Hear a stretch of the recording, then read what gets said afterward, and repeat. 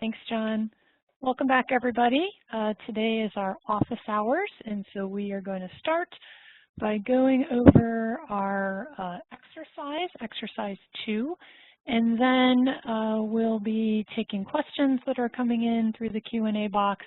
And I know Les also has a couple areas that he wants to cover, and we got some answers about a couple of things that we looked up yesterday as well.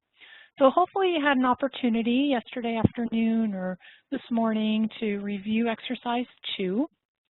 So let's dive into that. So as I start to go through the questions, you may need to grab onto the gray bar and slide down for you to see the rest of the questions. Okay, so depending on how your screen is set up, as I scroll down, you're not going to be able to see me scrolling down, so you need to scroll down yourself. So let's get started. Exercise 2, we're looking at an initial work write-up and cost estimate, and it's really asking us about a couple different things, thinking through what kind of evaluation and what kind of work do we need to do. So we have the Jones family, and they have applied to the Park Towns Homeowner Rehab Program. And Richard Miller is the rehab specialist, and he is visiting the Joneses' 1960s home, and he develops a work write-up for the job. So we're going to look at the work write-up and answer the questions below. And the work write-up for the Jones home was provided after the question. So hopefully you noticed that. You saw that you had to go and look at the other pages here to see the work write-up. Okay, so let's go back to our questions. All right, so the first question is, what is the initial cost estimate? So hopefully you realize that you did not have to add up all of the items there because it was actually listed right here. The initial estimate was listed as $11,707.95. So hopefully you saw that. So that's the answer to number 1. And then number 2, it's asking us, well, what lead hazard evaluation is required and why is this required? So remember we had our summary chart. Let me pull up that summary chart and show you. So our initial cost estimate was $11,000. So that's going to put us in this middle category here, okay? And so remember with that middle category, because it's over 5,000, now we're in the over 5 to 25, we can either do a risk assessment with paint testing of the services to be disturbed, so that's one choice, the risk assessment with paint testing of services to be disturbed, or we can be presuming that there's lead hazards, okay? So we're either doing paint testing of services to be disturbed and a risk assessment, or we're doing presumption. So that's the answer to number 2. And the reason we're doing that is because we're in that middle category. All right, so let's look at number 3. Which surfaces, so if we decide we're going to do the risk assessment and paint testing, we're not going to do presumption, we're going to go ahead and test. Which surfaces require paint testing? Well, we need to make sure that all the painted surfaces that are going to be disturbed, according to the work write-up, are going to have the paint testing done. Okay, so it's going to be really important for our rehab specialist to give the work write-up to the person who's going to be conducting the risk assessment and paint testing so they know which surfaces are going to be disturbed. All right, let's look at number 4. Which items might become part of the required lead hazard control work upon evaluation or presumption? And how will you separate the hard costs of rehab from the lead hazard control costs on those items? All right, so all the items affecting the painted surfaces, the doors, the walls, ceilings, may be required to be addressed with lead hazard control measures and methods if lead paint is present. So according to the interpretive guidance, the originally planned item is treated as a hard cost of rehab, but the additional cost that's pertaining to the lead hazard control can be attributed to the lead hazard cost. And then you might have a separate work write-up. You'd have your bid specs for the lead work, and then you could have a work write-up for your rehab work. And then to determine which item belongs in each category, you can check out on the HUD guidelines as well as looking at interpretive guidance J5. And after this, Les is going to go over a little bit of what are some of those costs that we subtract. We'll go back and look at that slide and dive into that a little more. So let's look at number 5. Suppose Parktown has adopted a strategy of presuming lead-based paint, lead hazards, instead of doing a risk assessment. So what specific measures are required on building components we know about, and what other measures are going to be needed? So if we are presuming lead hazards, the type of treatment that's going to be done are standard treatments. And standard treatments is what's required when we're in that 5 to 25, that middle category. And standard treatments are going to be done instead of interim controls. If we had done a risk assessment and paint testing, then the treatment would be interim controls. But because we're presuming that there's lead, we're going to be following standard treatments. And standard treatments are dealing with paint stabilization, so all the deteriorated paint on the exterior and interior surfaces have to be stabilized through repairs, safe paint removal, and repainting or abatement. Standard treatments also include creating smooth and cleanable horizontal surfaces. So all the horizontal surfaces that are rough, pitted, or porous, such as bare floors, stairs, windowsills, window troughs, they have to be covered with a smooth, cleanable covering or a coating such as a metal coil stock, plastic, polyurethane, or linoleum. We have to make sure we're correcting our dust generating conditions. So all conditions that generate dust from paint, such as those that rub or bind or crush surfaces with paint, must be corrected. This might include rehanging doors, maybe installing door stops, or reworking the windows. We also need to be addressing our bare residential soil. So soil is addressed using interim control methods, including impermanent surface coverings such as gravel, bark, and sod, as well as land use control such as fencing, landscaping, and warning signs. We have to address all of these surfaces if we're doing presumption, not just those identified in the work write-up. So whenever we're doing presumption, we're making sure we're covering everything, not just what was in the work write-up.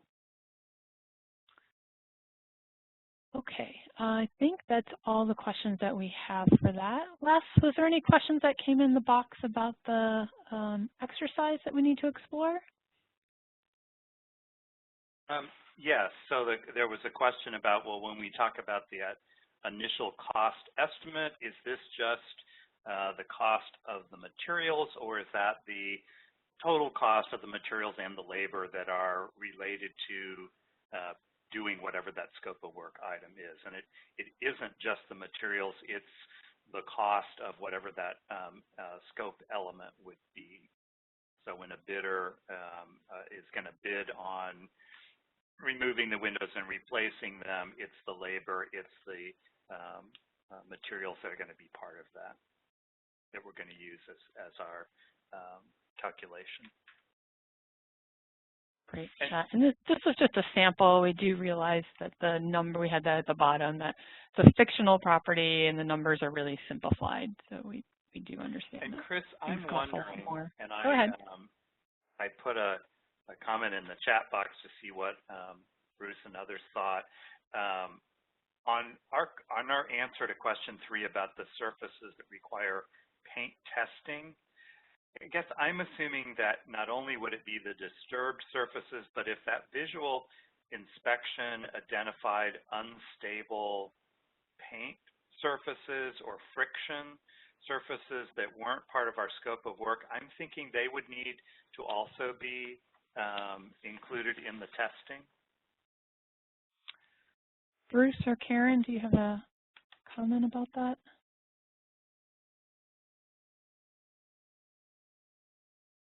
Could you repeat that again? I was trying to look through the chat. Yeah. So in our exercise here, we had a question number 3 about what surfaces require paint testing. And initially, we've provided the answer that it's really based on just those surfaces that are disturbed by our scope of work. But I was thinking that it would also need to include if our visual assessment identified that we had unstable paint surfaces in that unit that we were inspecting, or friction surfaces, that they would also need to be included in the paint testing? The friction surfaces could be, but there's two things here. There's one, paint testing, which in the scope of work is the surfaces that are intended to be disturbed. And the second part of that is the risk assessment to identify hazards. So the risk assessment would look beyond just the rehab area and look at the rest of the property for any deteriorated paint, so those surfaces would get tested. And they'd also look at impacted friction surfaces, which could be causing dust conditions. So those would probably get XRF tested also, and then be included in the sampling scheme for dust sampling. Great. So it's really what we call it. The paint testing is focused on our scope, but that risk assessment, we're going to be looking at these other potential hazards. And I would think then wanting to test that paint to determine, is this, we've got a friction surface, does this actually include lead, so it potentially is creating a hazard, or maybe doesn't have any lead, so even though we've got a friction surface, it's not creating a hazard. Correct. And friction surfaces typically where two surfaces rub together. So think of a door, and you should visually evaluate them to make sure that there's no rubbing against the door frame, against the door stop, or the hinges, or so you have to look carefully at the door. Great, thank you. All right, Les, any other questions about the exercise, or should we go into questions that have come in? Go into questions, and let me see. Handled that one. Yeah, I think we can go into questions at this point. So our first question that's come in today that we haven't covered is about if we're using Cdbg funds that are in the form of a loan. These funds are going to someone at 30% AMI. Is the expectation that the homeowner needs to absorb the additional cost of addressing lead-based paint hazards? So I think that's a great question. In the programs that I worked with, we chose as part of our program design to not have the lead-based paint portion of the assistance be included as a loan. So the lead hazard reduction work was done as a grant, and they were only making loan payments based on the rehab that was done. But that's really a program design decision that you need to think about on that. I mean, it certainly is.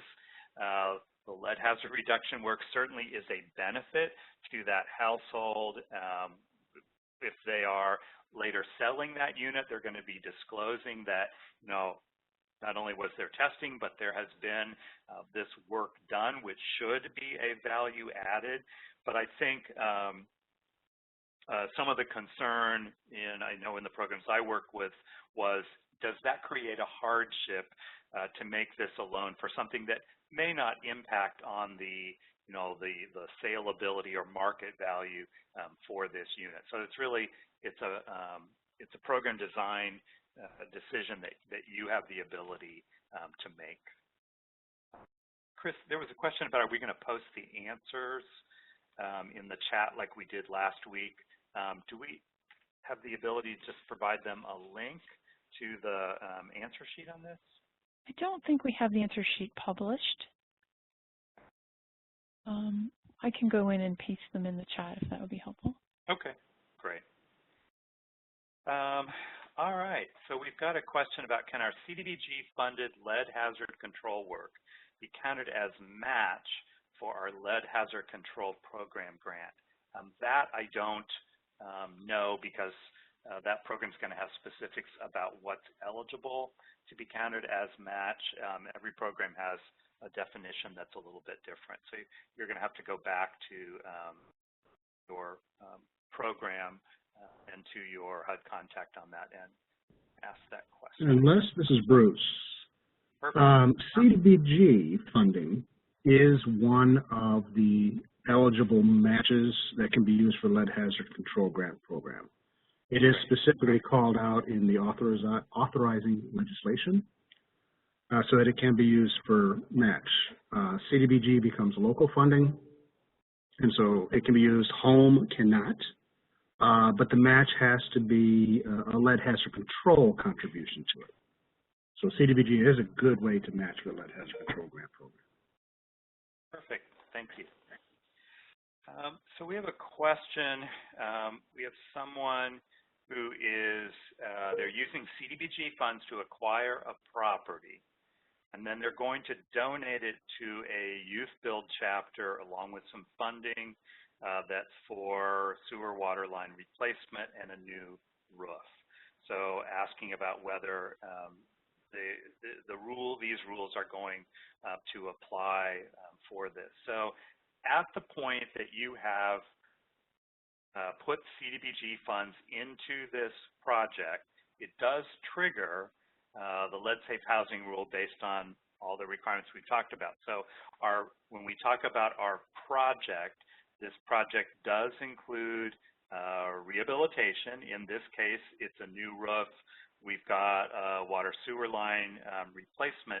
So you're then going to have to follow our summary chart in looking at the costs that are associated with this. So again, looking at this chart where we're looking at what are our, see if I can clear the, oh, no, I can't. Following the chart to then look at what's the level of evaluation that's going to be triggered on this, and what's the level of treatment that will be required on this. So, you know, we oftentimes talk about, for a lot of different requirements, that at the point you put, you know, $1 in, you've kind of federalized a project, and you often have triggered these requirements, and we are kind of looking at the overall project and what is included. And that kind of brings us back to one of the things I wanted to include or mention. No, and I guess I could turn my camera on. We had a question yesterday about using the example of having a project where we had a mix of Cdbg or home funds in a multifamily project. And so we have this designation of some units are assisted units, some units are considered non-assisted units. And that really normally translates into, because we're able to designate specific units within that multifamily project, that we have some units that have all of the Cdbg or home affordability requirements. Cdbg generally doesn't have any long-term affordability, but certainly home does. And so the question had been, well, is will a lead-safe housing rule only apply to those specific units that we've designated as assisted units? And we did look up in the assistance, interpretive guidance. Yes, thank you. In the interpretive guidance, J20 is the reference on this, and it uses the example of if we have a partially home-assisted project. So we've got a mix of home-assisted and non-assisted units. Do the lead-based paint rules apply to those non-assisted units? And so interpretive guidance has provided information that those the project, since it receives the home funds, essentially that whole project is now covered with the lead-based paint requirements. Similar sort of thing if we were, we might have home funds in with, let's say, low-income housing tax credit or other things. The fact that we have put our home dollars into that project is going to trigger those requirements for the overall project. that would be similar with the Cdbg program in that. So we would need to then follow the requirements for that overall project. And so Chris went through yesterday when we have multifamily units, making that calculation about our hard costs on this, and then determining what level of evaluation and treatment is going to be triggered for that project. And Chris is showing you on the slides here, there is an active link to the interpretive guidance. And I think you'll find, if you're not familiar with the interpretive guidance in a lot of these things, you heard us on a number of these cases when there was a question about, well, where is that information? It was included in the interpretive guidance, and it's set up by topic area. So I think if you're not familiar with that, this would be a really good resource to spend a little bit of time and get to know that. All right. We had a question come in asking about they're using HUD dollars as a grant program for home rehab. So that's good. We're talking about rehab today. Does it trigger a risk assessment requirement, and how do we get that paid for? They said the scope of the HUD contract does not cover that. So let's bring up our chart. Yeah, go ahead. Yep. So here's our chart.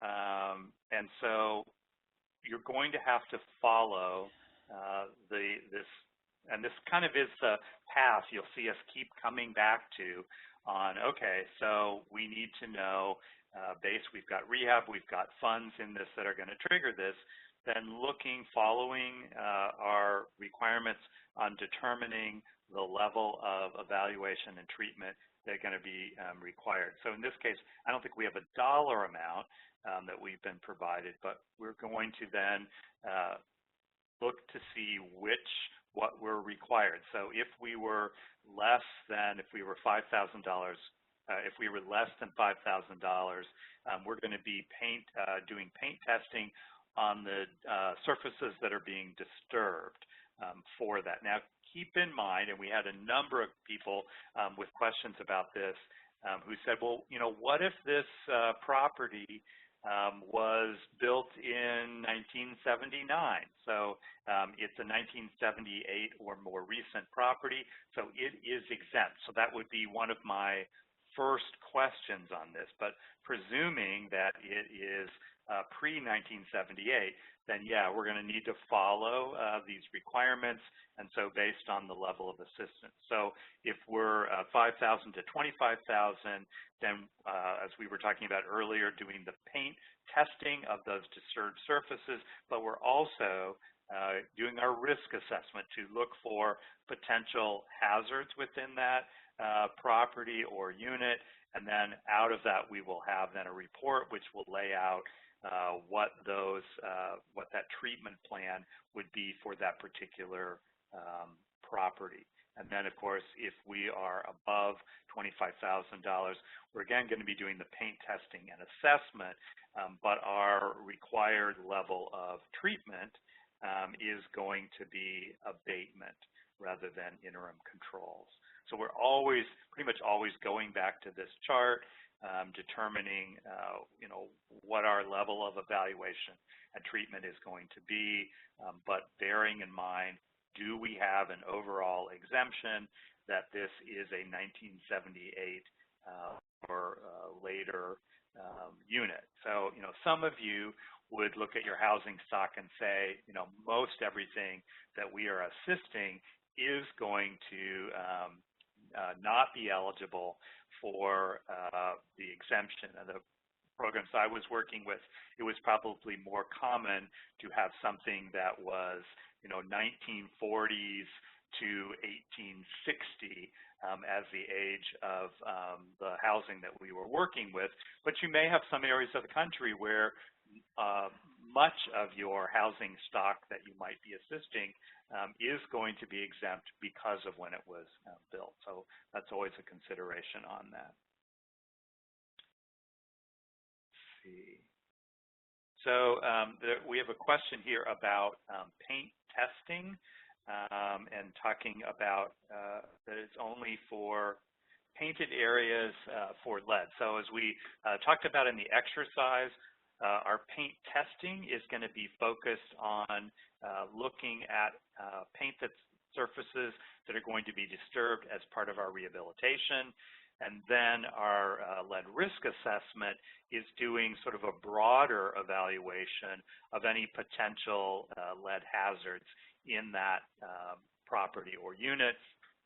That's where Bruce was talking about looking for friction surfaces, looking for unstable paint surfaces. We might not be disturbing them as part of the rehab, but they may be evidence or of a lead hazard and would need to be included in that. I think that gets us through, although let me scroll down. Yeah, I didn't see any other new questions. Somebody's asking about Subpart K, but we haven't trained Subpart K yet, so we're going to hold that and for a couple more weeks. Okay. So I'm going to then, for the moment, go into some of the questions from yesterday. So I wanted to go back. Let me switch our slide. Oh, Chris, I think you may be the, can you go to slide 73? Or? Yes, I can. Do you want me to hand the control back over to you, or you just want to know when to move things? I just made you presenter again, Les. Okay. I will move it then. There we go.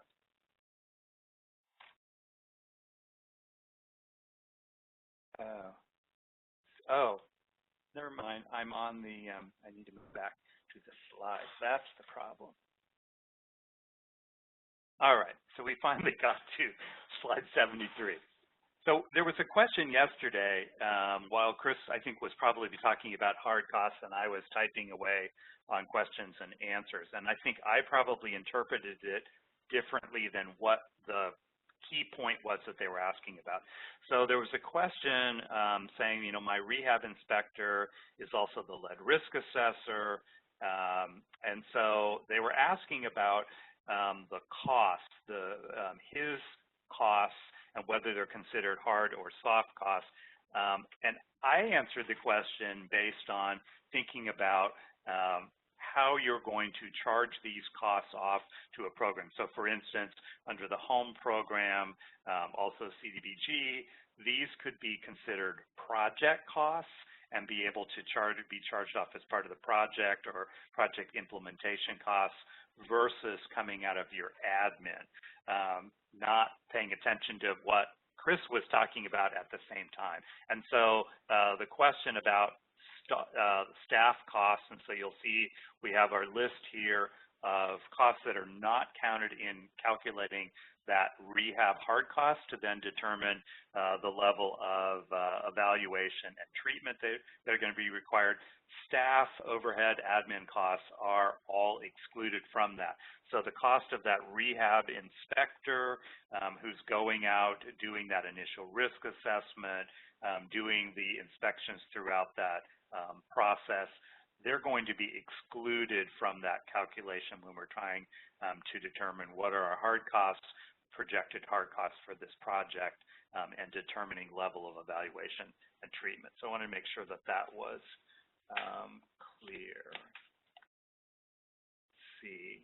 A couple of other things I want to make sure folks didn't miss, because I think it's really, as a participant in training, I think it's hard to listen to what the speaker is saying and watch what's happening in the question and answer box. So there was a question about how do we record or document when we are working within that de minimis exemption. So the answer back on that, which I thought was really helpful, Karen had provided an answer about, we're really looking to the work specifications to be able to document that, but ideally supporting that, and this is probably a good thing on a lot of these categories, is providing some before and after photographs to be able to help someone who's trying to determine whether you actually were in compliance with that, to be able to not only look at that scope of work, but that level of detail.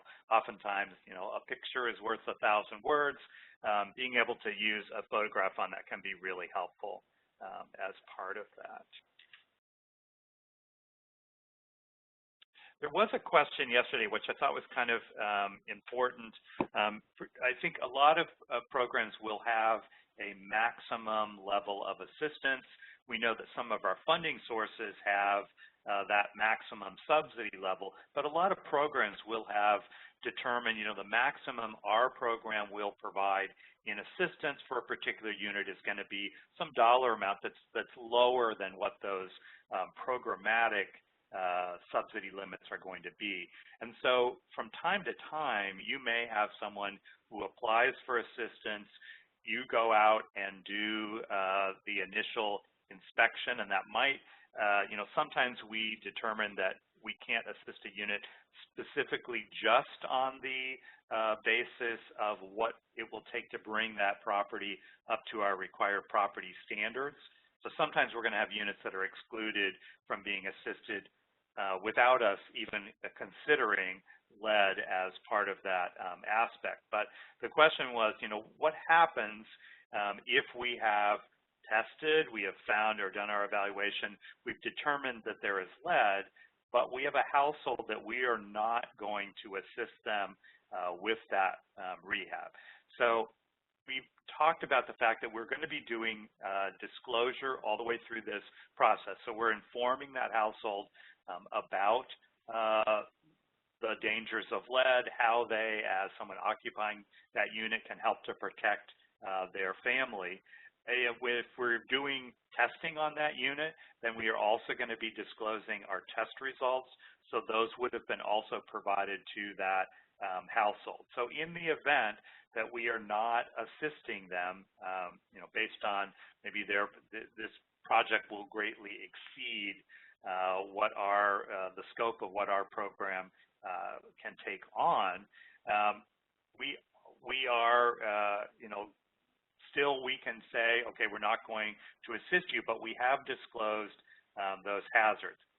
If there's a way for us to route them to other resources in the community, that's probably an ideal situation. But the program would not, you know, block you from saying, well, you know, once you've identified lead, you will have to provide assistance to that household and be able to address that.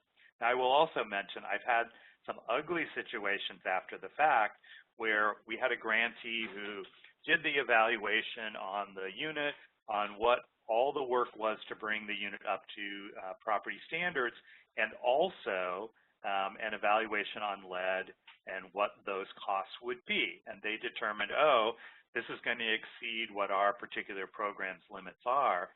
And so they chose to simply back out of that scope of work, the lead work. You can't do that. If you are going to assist, if you're going to invest funding in assisting that property, then you not only have to bring it up to your property standards, but you're also going to need to follow the lead safe housing rule and be in compliance with that. So, you know, it's evaluating what are the requirements on this, what are the estimated costs on this, and is this within the boundaries of my program? Chris, anything else that's come in the meantime, or shall I just keep going? Yeah, there's been some interesting questions coming in. So somebody was asking, let's see, so they're saying, can you do over 5,000 of all exempt work and not do a lead assessment or clearance? And so they're saying if the paint testing found the work did not disturb lead-based paint and the risk assessment found no lead-based paint hazards, then clearance would not be required as hazards were not present and there was no lead disturbed. And we have other questions keep coming in saying, well, if I'm not disturbing any paint, so someone said, well, perhaps I'm doing $15,000 of concrete work on a 1960s home, are there any lead requirements? And remember, if no paint is disturbed, then that work would be exempt. So a concrete driveway replacement is a good example of where no paint is being disturbed. So you do not have to apply the lead safe housing rule if you're not disturbing any paint. So just, again, lots of questions about the exemptions, which we went over at the end of yesterday. Yeah. And I guess my suggestion on that is I would think as sort of a standard process, you want to think about, you know, how am I kind of tracking this? A lot of folks will have like an evaluation sheet for a project. You know, you may be, let's say it's single family, you're first determining, you know, is this an eligible household? Are they income eligible? Do they own the property? And then I would think you might, as a standard question, want to determine, is this a unit that was constructed in 1978 or more recently? And so be able to say, okay, so this is an exempt unit. I don't have to then go further with, you know, determining, well, what are my hard cost assistance for this, and making those evaluations. But I think having some kind of cheat sheet or, you know, process that kind of walks you through what's the next question that I need to ask on this would probably be helpful for folks, and also document that process. Hi, this is Karen. I just wanted to add that our toolkits do include a screening worksheet, and we recommend that every rehab project, every other project that is or may be subject to lead safe housing rule, include that screening worksheet in the project file. So it's easy for any of us HUD people who monitor or audit to ensure that you followed your policies and procedures in at least identifying whether or not lead safe housing rule applies, and then go from there. I think that's great. And I mean, I think part of the key here is there's a lot for folks to remember, and I think without some kind of a standard screening form that you're using, it could be, you know, you could have the unfortunate realization that, oh, we forgot to ask a pertinent question. You know, maybe we're going ahead and we are having a risk assessment and paint testing done on a property, only to remember at some point, oh, wait, when was this building constructed? And so obviously we kind of want to remember all those pertinent questions that we need to ask.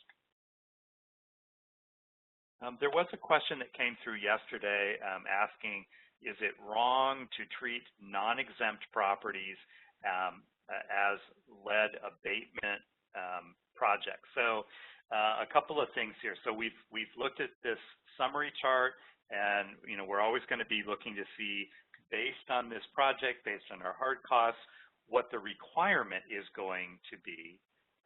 In some cases, your funding source might be requiring you to standardly do a higher level of treatment, or you perhaps as a community have determined that because you want to make sure that we have you know, more permanent work done to address lead hazards, that maybe you've as a community decided we're always going to do abatement rather than interim controls, even though interim controls might be the level of treatment that's triggered here. So, you know, you could have some overlay of some local or some funding source decisions that would need to be included in that decision-making process. There was a question yesterday I thought was really good, and I don't know if folks saw this. So there was a question about, you know, how do we determine whether a property is restricted as an elderly property? And within the interpretive guidance at B12, there is a really good answer on this, which talks about, you know, that the housing for the elderly is defined in the regulation as retirement communities or similar types of housing that's restricted or reserved for households composed of one or more persons that's 62 years or older, but also talking about looking at the lease requirements on this or other resident agreements, which would oftentimes contain specific language about the restrictions for that property. Let's see. Chris, any new questions we should take on? Yes. Sorry, it was taking me a little minute to get to the unmute button there. We had a couple of people asking. I don't see that that evaluation form that Karen had mentioned in the documents you sent. They are actually in the toolkit. So I did put in the Q&A the link to the toolkit. If you look at your slides on slide 47, we also have a link to the toolkit there. So if you're able to download the slides, you can just click on slide 47 and it'll take you directly to the toolkit as well. Also, people were asking about the recordings. I thought the link had been sent out, but John let me know that it has not yet been sent out. So it should be soon that the link to last week and yesterday's recordings should be sent to you soon. So stay tuned for that. There was a question yesterday. I think people are kind of trying to grasp what specifically does the lead safe housing rule cover, and there was a question about, so does the rule only apply to painted surfaces? So first off, it applies to target housing, and we talked about that being pre-1978 housing. And then we are looking we're looking at hazards. And so that would include deteriorated paint surfaces, paint, dust, soil, lead hazards, but also hazards related to if we have a painted surface that's going to be disturbed as part of our scope of work. So we talked a little bit about, we're doing paint testing on those surfaces that are going to be disturbed as part of our rehab, but our risk assessment then is looking overall for any lead hazards within that environment, and those would need to be incorporated into our lead hazard reduction activities. Let's see. There were some questions yesterday. We spent some time talking about the EPA RRP rule versus the HUD rule and pointing out that there are differences between the two. And there were some comments about, wait a minute, these are both federal programs. Why don't we have the same set of rules that apply across the board? And as we talked a little bit about yesterday, that the focus of these rules is a little bit different. So with our HUD programming, because we are owning and assisting units, there's sort of a higher level of responsibility on this, and so the lead safe housing rule takes this a bit further. The EPA RRP rule is, I think, kind of focused on, we've got contractors that are going to be working not only in residential units, but also in child care and daycare facilities. And so trying to make sure that as part of that work being done, that we're going to complete that work in a lead-safe manner, so we're not creating hazards that aren't there. And so it has, the RRP rule has a broader application. I've used the example in some trainings. I had a house that, part of it was from 1917 and the other part was, I think, from the late 80s. And so, asking my handyman if he did painting, he asked what the age of the house was, knowing that I had this older section of the house, and said, I can't do that work because I have not yet been certified under the RRP rule to be able to do that. So it's, there were no public funds involved in that. but it does apply more broadly than the lead safe housing rule would do. Les, we got a couple questions that came in, so let Great. me review some of those. Someone was asking the question that comes in every time, is HUD ever going to raise the $25,000 abatement trigger? And HUD let this person know that the dollar amount is statutory, so Congress would need to agree to amend the Title 10 statute, and that the Office of Lead Hazard Control and Healthy Homes does request this nearly every year. And Congress has just not acted on that. Another question that came in asked, am I required to address lead-based paint hazards outside of my scope of work? For this scenario, their cost estimate is $15,000, and the scope of work will disturb lead-based paint. And the answer to that is yes. So, you're in that $15,000 range. They're going to be doing a risk assessment, and they may identify, they might see dust or soil, lead hazards, lead-based paint that's not originally in your scope of work, and you will need to address that as part of the job. But you did mention yesterday, Les, that sometimes you might need to walk away if you don't have the funding, if it doesn't fit within your program. You may need to walk away. We don't like to do that, but now that household does know that there's lead in the unit, they're going to need to be required to disclose that for all future scenarios. So hopefully, we're not walking away from programs or projects. And I think, this, well, do I have to add this to my scope of work? It's much like you don't want to do, let's say, do a rehab on a unit, but not address the electrical system, which could have the potential of causing a fire and putting that household at risk. So, our risk assessment is looking at that overall unit and saying, hey, we've got something that puts that household in harm's way. And so it is going to be required to be included. If we're going to do this unit, we're going to include that in our scope of work. Great. We got a positive comment about the toolkit. So if you haven't had an opportunity to play with the toolkit, you might want to do that. We got some kudos for that. And that's all the new questions that have come in. Again, we got a couple people jumping ahead, and we're going to talk about acquisition, leasing, supportive services, and operations in Subpart K.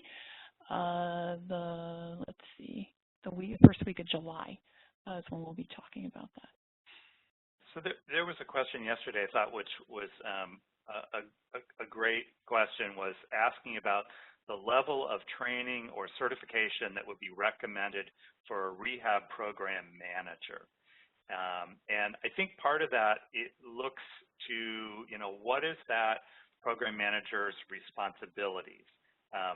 This training is a really good start, might be sufficient as part of that, but I think the key is, so let's say I'm the manager for a rehab program, and I'm going to contracting out for our inspections, our risk assessments that are going to be done on that. So I've got expertise that's provided. I don't need to be certified as a risk assessor as part of this, but you need to know enough and understand enough about what the requirements are and what you would expect that person to have done, what the appropriate decisions would be based on that process. So you need to be familiar enough to be able to kind of sample and look at, okay, we've got a risk assessment that's come back from a potential project we're going to do.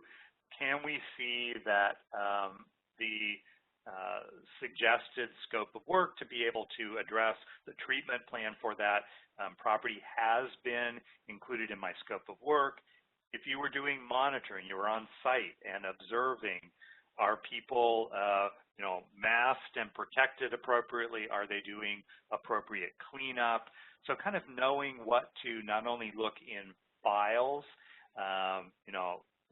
having learned about the disclosures that are required and seeing that that is being done, but being able to then think about, these are the things I have to incorporate into maybe procurement, where I'm asking for appropriate certifications from contractors that are bidding. So I think the more that you can know, the better. I know when I was running a state rehab program that we went through the risk assessor training. Our legal counsel would not allow us to take the test to be certified, but it was really helpful to have gone through that training, understand the techniques that were being used, hear practitioners talk about the issues that they were facing, and it was very helpful then as a manager of a large rehab program to have that background. So this is a good starting point, but you might want more depending on the role and the rest of the team that you have that you're working with. There also was a question about, so is the XRF, if we've got an XRF, does that handle everything? Do we still need a lab for testing? So Bruce had answered this yesterday and saying, you know, the XRF is really the ideal preferred method for paint analysis, but it doesn't really handle or do a good job on things like dust and soil. And of course, we also, for our clearance tests, are going to be using a lab on that. So it handles our paint testing, but it doesn't really replace the fact that we still need to have gone through procurement and had a lab in place to be able to handle that part of the process. Let's see. One of the questions that was asked, and we talked a little bit about this yesterday on our disclosures and the fact that we need to make sure that those notices go out to occupants. And so we talked about in the fact that when you've got multifamily, that there is the option of posting that in a public area. So I think the key here is that we're looking for, as part of our file evidence, evidence that we have delivered that. So if we're doing you know, single family and we're providing that owner, the occupant, the disclosure, we normally will have like a signature receipt that they'll simply sign when you give them each of our required disclosures. If we were doing that common area posting for a multifamily project, I talked about yesterday that you know, consider documenting that, showing what was posted, when it was posted. I would think some photographic evidence on that would be also important. So the question we had yesterday was, you know, well, who has to do this? Could I simply make that the responsibility of the owner to distribute it to their own tenants? I will say in some other programs, including relocation things, that sometimes when we have said to the owner, you're going to be responsible, that it doesn't happen. So you either can handle it yourself, or you can say to that owner, you're going to need to do this, but this is the documentation that I'm going to require back. So, you know, if you want a receipt that's been signed by tenants on that, great, make that clear, and then look to see that you get that back. Or if we're doing this common area posting, again, set up some criteria of what you expect them to provide you as evidence that that's been completed. So Les, we had a great question come in. Somebody was asking, they said a client participated in a rehab program in 2011, and a lead-based paint risk assessment was conducted then. The client is back asking for assistance, so do we need to do another lead-based paint risk assessment? And the answer is yes. A new risk assessment is required.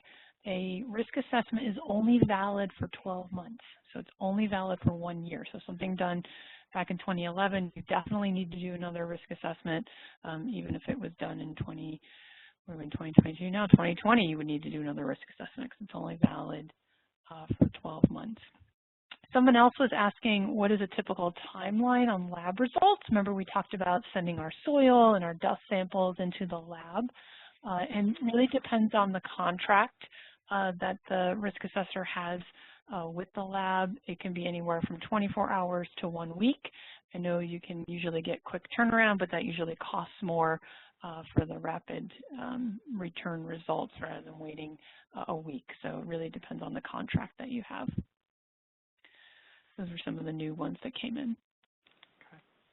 And we had a number of questions yesterday about relocation, and just know that that's part of what we're going to be talking about next week in quite a bit of depth, because that's, we mentioned a little bit about needing to plan and figure out, okay, if we've got an occupied unit and we are going to be doing work on this, do we need to relocate folks? Can we cordon off? So we'll be going into that in quite a bit more detail in next week's session. Let's see.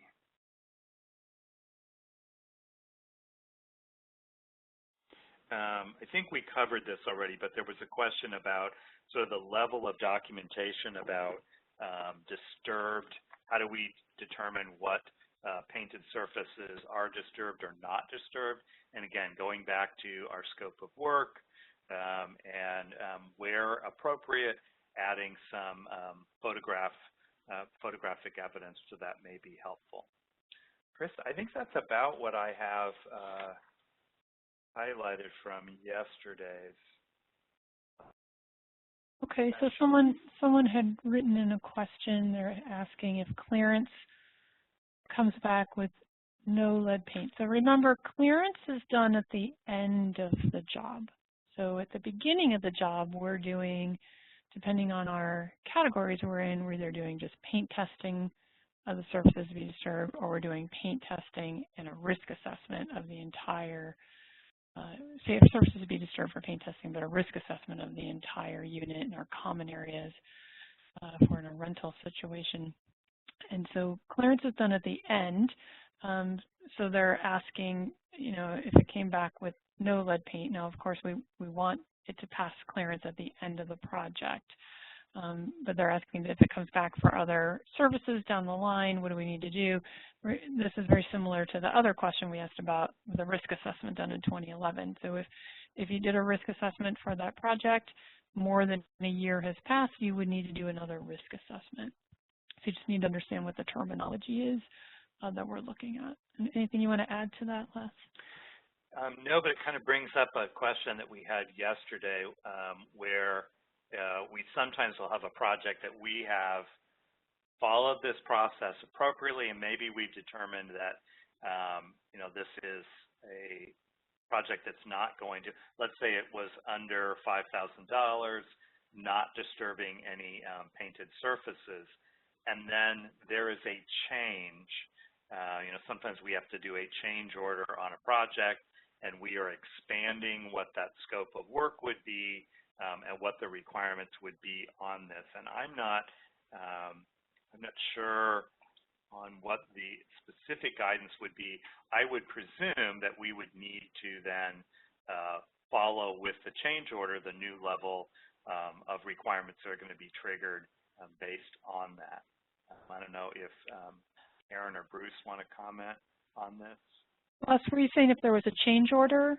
Yeah. And we're in the middle? So I think in the past, and I think it was in the interpretive guidance, if you were in the 5 to 25 and you had a changeover and it got you over in the over 25, you could still stay in that middle category. But what we don't want to see is a full file of change orders to try to avoid the higher level. And in this example, they actually were in the under $5,000 I see. category, okay, and not disturbing paint.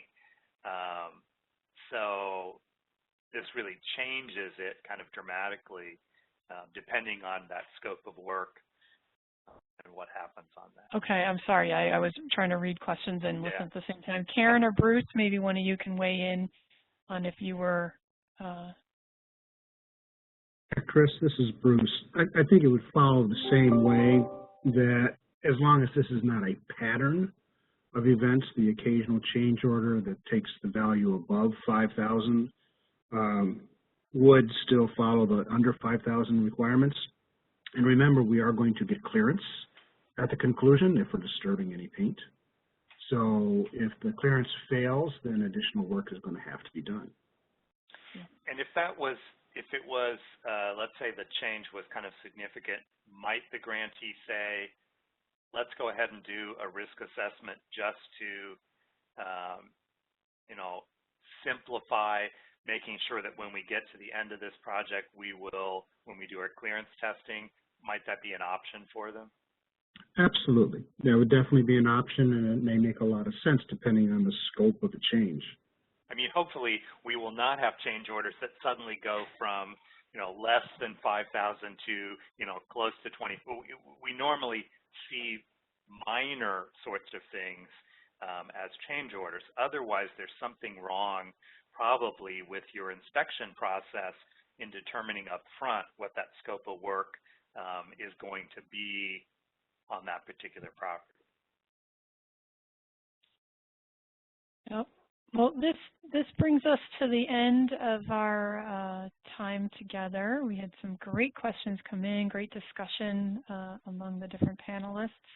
I want to thank everybody for your attendance and attention today. Thank you again to Bruce Haber and Karen Griego. Always helpful to have your support. And next week, Les, I don't know if you want to maybe go to slide, one of our last slides there. We can tell people what we're, slide 119. Yep, there we go. So next week, we'll be continuing Subpart J. We'll be diving into the construction phase. So this is where Les is going to be talking about some of the different safe work practices. We're going to look at some pictures and try to identify what's not safe and what do we need to change about that. We're going to talk in great detail about relocation. I've had so many questions come up about relocation, and I promise you we will talk about relocation next week. So come back next week. We will continue Subpart J and continue to think about your questions, and you can type them in next week and we'll address those as well. So thanks, everybody. Great. Thanks. Bye.